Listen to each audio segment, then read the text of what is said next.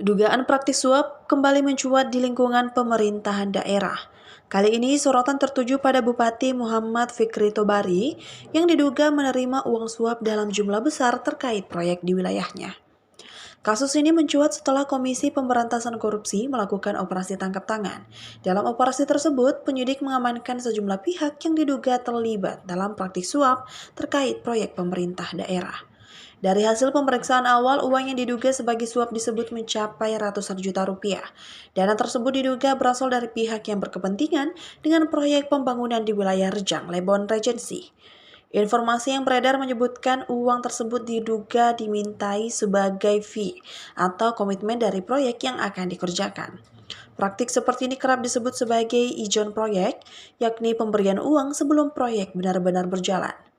Lebih lanjut, uang tersebut disebut-sebut akan digunakan untuk berbagai kebutuhan pribadi menjelang perayaan Idul Fitri.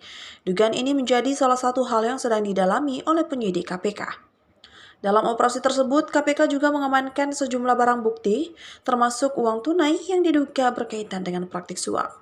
Para pihak yang diamankan kemudian dibawa untuk menjalani pemeriksaan lebih lanjut oleh penyidik. Hingga kini, proses penyidikan masih terus berlangsung.